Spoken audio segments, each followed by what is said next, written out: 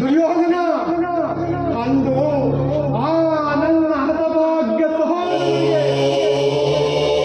ಒಂದು ದಿನಕ್ಕೆ ಒಂದೇ ಒಂದು ಹಿರಿಯನ್ನ ಒಂದು ಪಾಪಿ ದುರ್ಯೋಧನ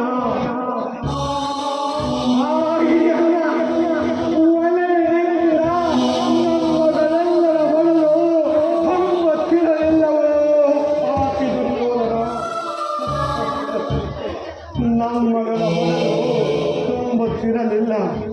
ಆ ಸಮಯದಲ್ಲಿ ಈ ನನ್ನ ಹತಭಾಗ್ಯ ಸಹೋದರರೆಲ್ಲರೂ ಒಂದನೆ ಸೇರಿ ಶಕುನಿ ಶಕುನಿ ಈ ಹಿರಿಯನ್ನ ಒಳಗೆ ನೀರನ್ನು ಪೂರ್ಣವಾಗಿ ನೀನೊಬ್ಬನೇ ಉಂಡು ಇದಕ್ಕೆ ಪ್ರತೀಕಾರ ತೀರಿಸಿಕೊಳ್ಳಲೇಬೇಕೆಂದು ನಿಶ್ಚಯಿಸಿ ಒಳಗೆ ನೀರನ್ನು ಸಂಪೂರ್ಣವಾಗಿ ನನಗಿತ್ತು. ಅವರೆಲ್ಲರೂ ಉಪವಾಸ ಬಾಯಾರಿಕೆಯಿಂದ ಪ್ರತಿದಿನವೂ ನಿನ್ನನ್ನು ಶಪಿಸುತ್ತಾ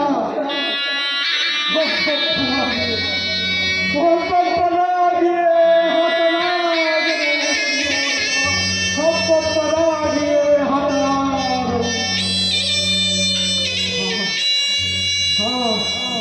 ಆ ದೌರ್ದೃಶ್ಯವು ಇಂದಿಗೂ ಸಹ ನನ್ನ ಸ್ಮೃತಿ ಪಟಲದಲ್ಲಿ ಅಚ್ಚಳಿಯದೆ ಉಳಿದು ನಿರಂತರವಾದ ಪರಮಾತ್ಮ ಶಾಲೆಯಲ್ಲಿ ನೊಂದು ಬೆಂದು ಕುಶವಾಗಿರುವ ನನ್ನ ಈ ದೇಹವನ್ನು ಹಣುಹಣುವಾಗಿ ಚಿತ್ರವಾಗಿ ತುಂಡುಗಳಾಗಿ ಕತ್ತರಿಸಿ ನೋಡು. ಪ್ರತೀಕಾರಕ್ಕೆ ಪ್ರತೀಕಾರ, ಸೇಡಿಗೆ ಸೇಡು, ಮುಳ್ಳಿಗೆ ಮುಳ್ಳು, ರಕ್ತಕ್ಕೆ ರಕ್ತ, ವಾತ್ಸಲ್ಯದ ಗುಡಿಯೇ ಹೊರತು ಬೇರೆ ಯಾವ ಆಸೆ ಆಕಾಂಕ್ಷೆಗಳು ನನ್ನಲ್ಲಿ ಉಳಿದಿಲ್ಲವೋ ಸಂಭವಿಸುವ ನನ್ನಲ್ಲಿ ಉಳಿದಿಲ್ಲವೋ. ದುಷ್ಟ ದುರ್ವಿಧಿ ಅಟ್ಟಹಾಸದ ಬೆರೆಯುತ್ತಿರುವ ದುಳ್ಳ ದುರ್ಯೋಧನನೇ ಕೇಳು. ನಾವೇನು ಸಾಮಾನ್ಯ ನಾನು ಸಹ ನಿನ್ನಂತೆ 99 ಮಂದಿ ಸಹೋದರರನ್ನು ಏಕಚಕ್ರಾಧಿಪತ್ಯವನ್ನು ಸ್ಥಾಪಿಸಿ ಸಮಸ್ತ ಸಾಮಂತ ರಾಜ್ಯಗಳನ್ನು ಪಾಲಿಸಿಕೊಂಡು ಈ ದಿವ್ಯ ಸಿಂಹಾಸನದ ಮೇಲೆ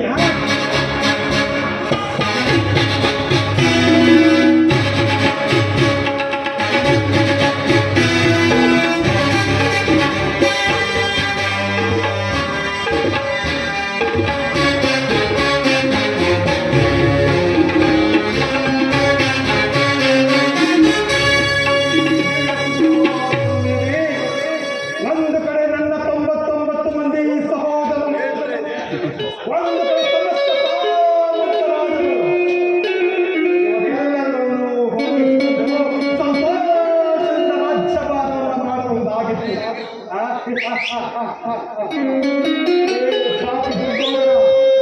ಆದರೆ ನಿನ್ನಿಂದಾಗಿ ಈ ನನ್ನ ಆಸೆ ಆಕಾಂಕ್ಷೆಲ್ಲವೂ ದಾಳಿ ಬಹುಪರವಾದ ದುರ್ಯೋಧನ, ದಾಳಿ ಬಹುಪರವಾದ. ಆದರೂ ಚಿಂತೆ ಇಲ್ಲ. ಅಂತೆಯೇ ನಾನು ಸಹ ನಿನ್ನೊಂದಿಗೆ ಸೇರಿ ಮುಳ್ಳನ್ನು ಮುಳ್ಳಿಂದಲೇ ತೆಗೆಯಬೇಕು, ವಜ್ರವನ್ನು ವಜ್ರದಿಂದಲೇ ಛೇದಿಸಬೇಕು. ಮೋಸಗಾರನು ಅದರಲ್ಲಿಯೂ ಸೋದರ ಮಾಡು. ನಿನ್ನಂತಹ ಮೋಸಗಾರನು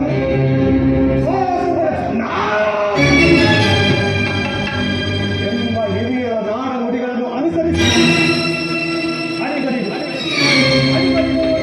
ಅರ್ಥಗಟ್ಟಿ ಹಸ್ತಿನಾವತಿ ರಕ್ತ ಸಿಂಹಾಸನ ರಕ್ತದ ಪಾಳೆ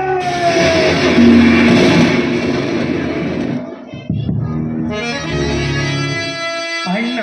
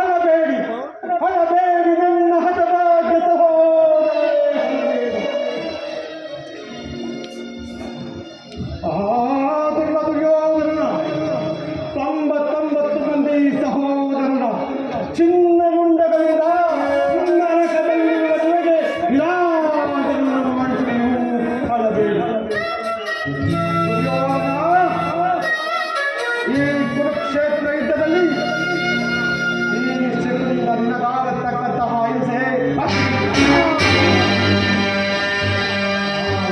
ಎಂದರೆ ತಾಯಿಯ ಕಣ್ಣಿನಿಂದ ಕೊಯ್ದು ಹಿರಿಯ ರಕ್ತದಿಂದ ಕಳಂಕಿತನಾಗಿ ಪುತ್ರ ಶೋಕದಿಂದ ದಯಿಸುತ್ತಾ ನಿನಗಾಗಿ ಬಂದೇ ನಿಂತಿಸಿ ಬಿಡಂತೆ ಮಾಡಿ ನರಕದ ರಾಜ್ಯವನ್ನೇ ಯಾರಿಗೆ ಮಾವ ನರಕದ ಮಾರ್ಗ? ಮಹೇಶ್ವರ ನಿನಗೆ ಪರಮ ವೈದ್ಯಗಳಾದ ಪಾಂಡವನಿಗೆ ಎನ್ನುವ ಸುದ್ದಿ ಆಗಲ್ಲ. ನಾನು ಮಾಡಿದ ಕಾರ್ಯ ಇಷ್ಟವಿದೆ ಮಾವ. ಚಿಂತೆ ಏಕೆ ರಾಜ? ಭೇದದ ಕೃತವನ್ನಾಗಿ ಸೈನ್ಯ ಸಮೇತರಾಗಿ ನಿನ್ನ ಪಕ್ಷವನ್ನು ಹೊರಟಲೆಂದು ದೂತನು ಈಗ ತಾನೇ ಸಮಾಚಾರವನ್ನು ತಂದಬಹುದೇ? ನಾನು ಅದಕ್ಕಾಗಿ ಚಿಂತಿಸುವುದಿಲ್ಲ ಮಾವ. ಈ ದುರ್ಯೋಧನನು ಅಸಹಾಯಶೂರನು. ತನ್ನೆರಡು ತೋಳುಗಳಿಂದ ಸಮಸ್ತ ಪಾಂಡವರ ಸೈನ್ಯವನ್ನೇ ಎದುರಿಸಬಲ್ಲನಾದರೂ ಈ ಜ್ಞಾಪಿ ಸುಯಿತ ಕಲಹ ಉಷ್ಟವೇ ಮಾವ. ಆ ದಿನ ನಾನು ದ್ವಾರಕೆಗೆ ಹೋಗಿದ್ದಾಗ ಯುದ್ಧವು ಅಧರ್ಮವೆಂದು ಕೃಷ್ಣನು ಎಷ್ಟೋ ವಿಧವಾಗಿ ಹೇಳಿದರು. ನಿನ್ನ ಮೇಲಿನ ಅಭಿಮಾನದಿಂದ